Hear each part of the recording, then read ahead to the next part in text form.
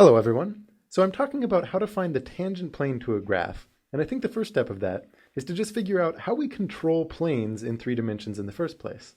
So what I have pictured here is a red dot representing a point in 3 dimensions, and the coordinates of that point, easily enough, are 1, 2, 3. So the x-coordinate is 1, the y-coordinate is 2, and the z-coordinate is 3. And then I have a plane that passes through it. And the goal of the video is going to be to find a function that I'll call L, that takes in a 2-dimensional input, x and y, and this function L should have this plane as its graph. Now the first thing to notice is that there's lots of different planes that could be passing through this point, right? At the moment it's one that's got a certain kind of angle. You could think of it going up in one direction, but you could give this a lot of different directions and get a lot of different planes that all pass through that one point. So we're going to need to find some way of distinguishing the specific one that we're looking at, which is this one right here, from other possible planes that can pass through it. And as we work through, you'll see how this is done in terms of partial derivatives.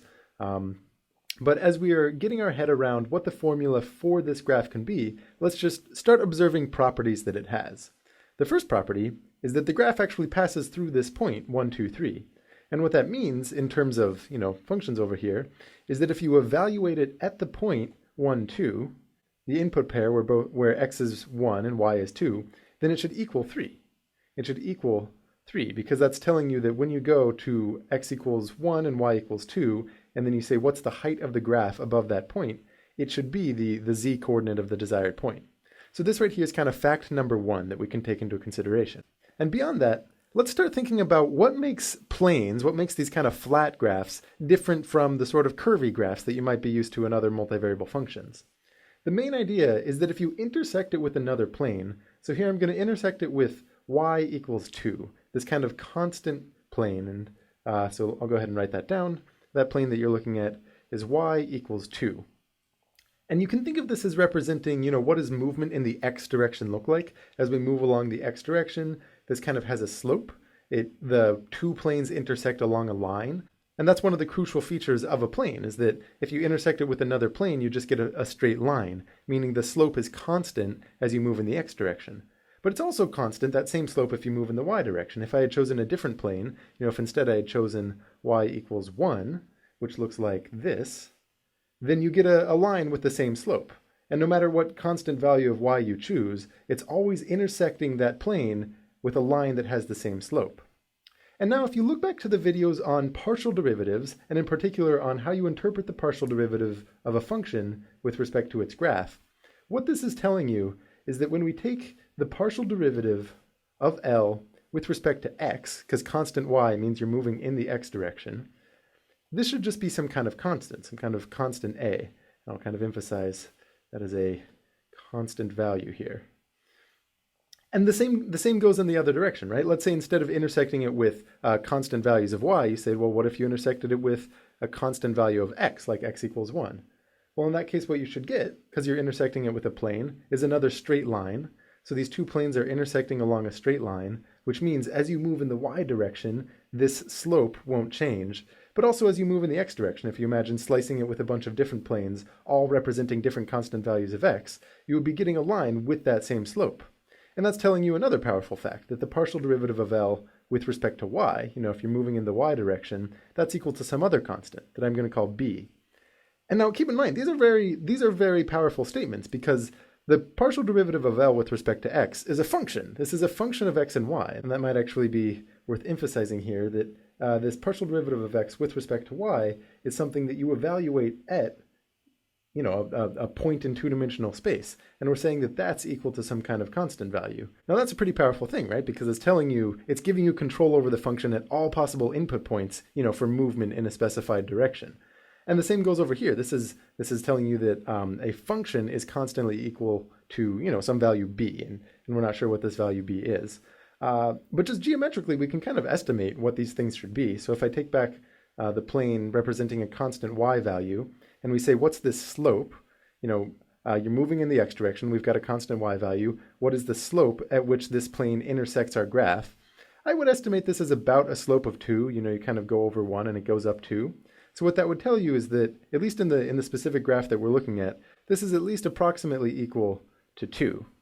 And then similarly, if we look at constant x value, and we say that represents movement in the y direction, what is the slope there?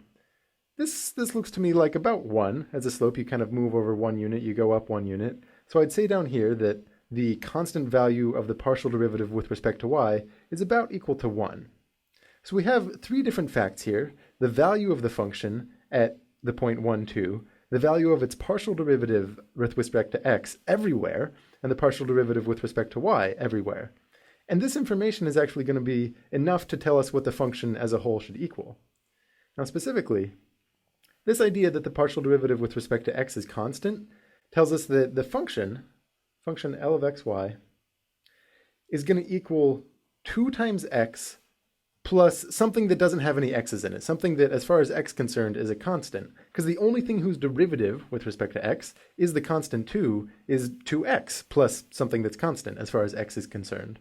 And then similarly over here, if the partial with respect to y is the constant 1, then that tells you that the whole function looks like, this looks like a constant as far as y is concerned. So once we bring in y, it's going to be 1 times y plus something that's constant as far as y is concerned. This part is already constant as far as y is concerned, so anything that I add beyond here has to be constant as far as both x and y is concerned. So that part has to actually literally be a constant. So I'm just going to put in c for that to represent constant. So you can see this is a very restrictive property on our function, because the only place x can show up is as this linear term, and the only place y can show up is as this linear term. And when I use the word linear, you can pretty much interpret it as saying the term x shows up without an exponent or without anything fancy happening to it. It's just x times a constant. That's pretty much what I mean by linear. It's got more precise formulations in other contexts, but as far as we're concerned here, you can just think of it as meaning variable times a constant. So the question is, what should this c be? And you can imagine that we can, based on this property, based on the value at the point 1, 2, we can uniquely determine c. And you can plug in x equals 1, y equals 2, know that this has to equal 3, and solve for c, which we could do, but I'm going to actually do something a little bit more convenient. I'm going to kind of shift around where the constants show up, and I'm going to say that the whole function should equal 2 times, and then I'm going to put a constant in with x. I'm going to say x minus 1. And then I'm going to do the same thing with y. I'm going to say plus 1, here's the partial derivative with respect to y minus, and then I'm going to say 2. And the reason I'm doing this, notice this doesn't change the partial derivative information. It's just, if we take the partial derivative with respect to x, this will still be 2. And when we take it with respect to y, this will still be 1. But the reason I'm putting these in here is because we're going to evaluate it at the point 1, 2, so I want to make it look as easy as possible to evaluate at the point 1, 2. And then from here, I'm just going to add another constant.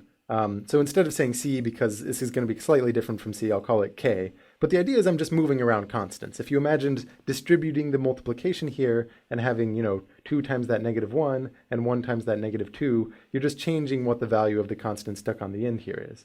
Now the important part, the reason that I'm writing it this way, which is only slightly different, is because then when I evaluate this at L of 1, 2, this whole first part cancels out, because plugging in x equals 1 means this whole part goes to 0.